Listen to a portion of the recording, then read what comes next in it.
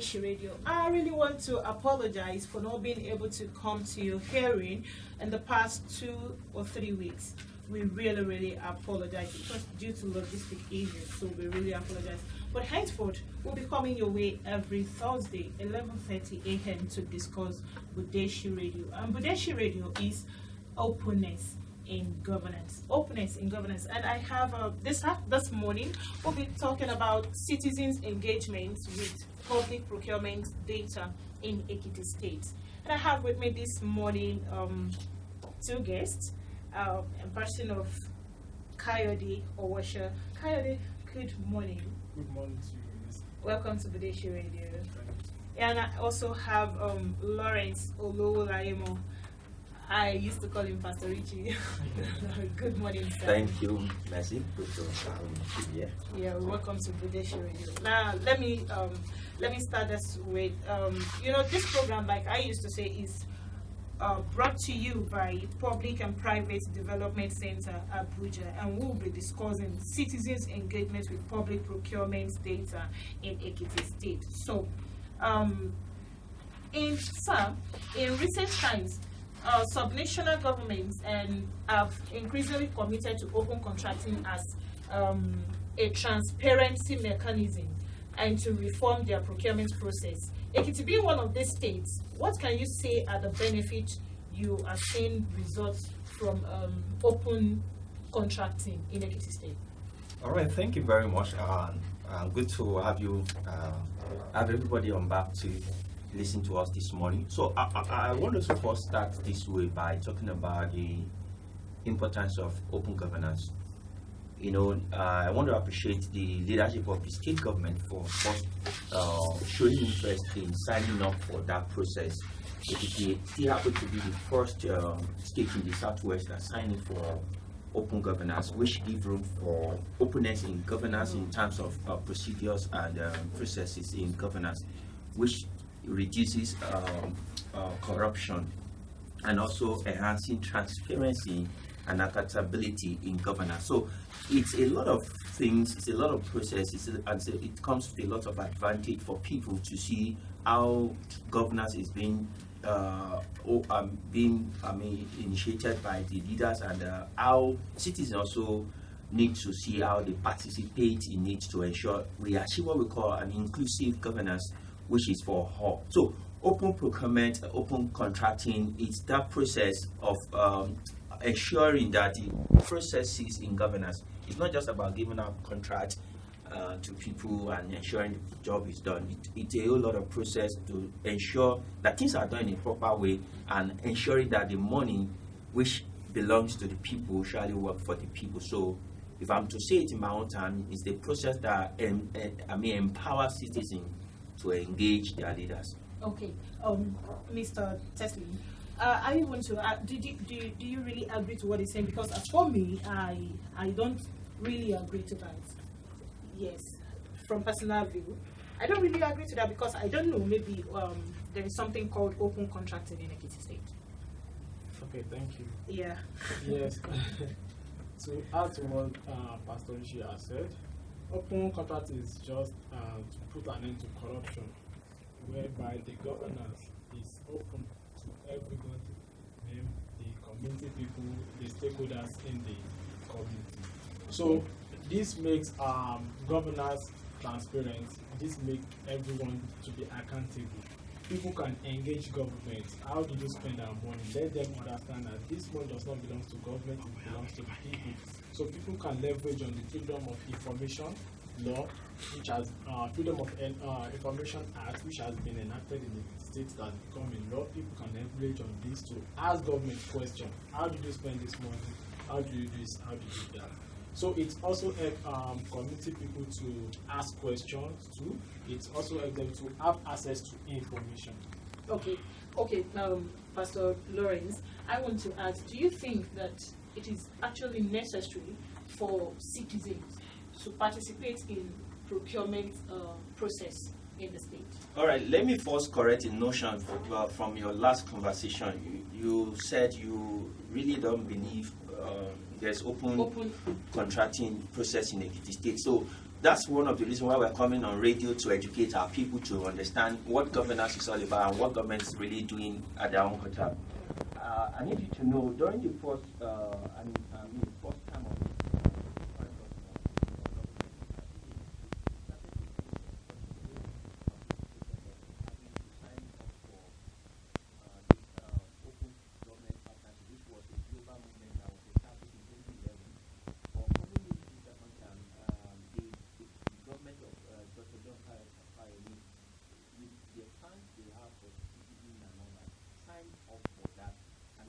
gave them the opportunity to ensure that henceforth, once you are a member of OGC, Open Government Partnership, it gives the citizens that opportunity to have a platform, to create that platform for engaging the leaders, asking questions, and ensuring that things are done in a proper way.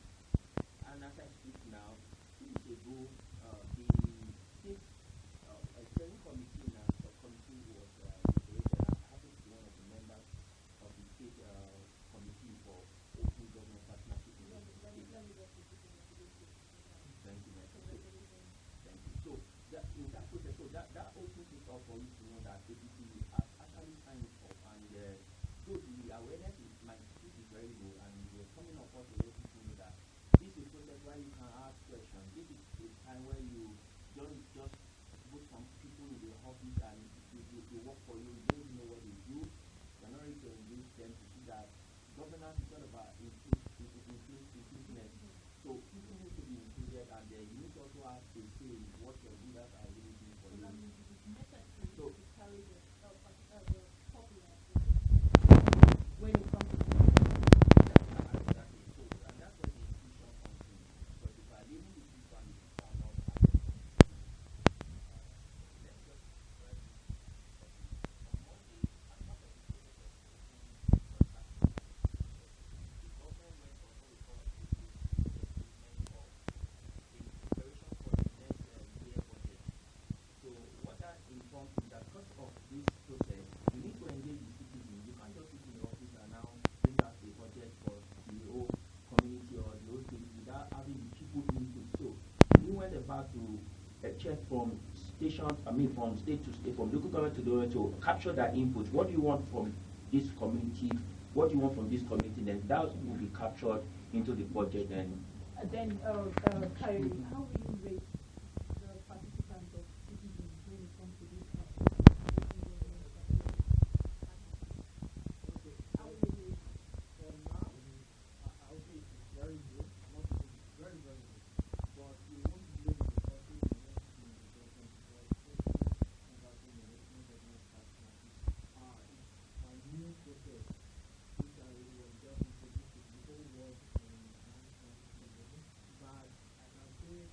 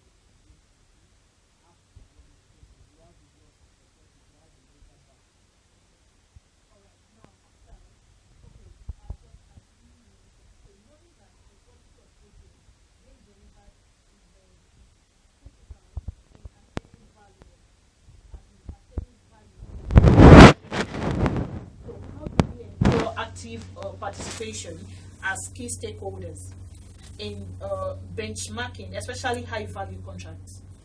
Okay, thank you very much. Like I said the other time, this first thing the people of the community need to know is to understand this process. Okay.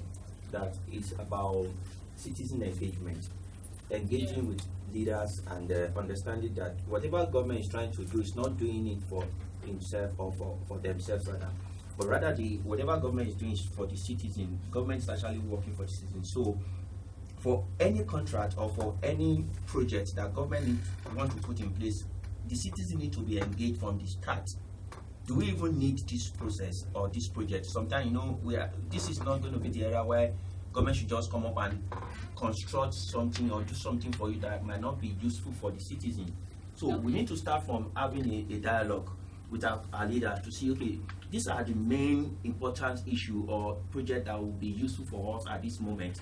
When you have that conversation, then the government should listen to the people, then work having a system that harvests such suggestion, then ensuring that those are the things that is being done. Then when we talk about value for money, number one is talking about having the mind to do the right thing. Okay.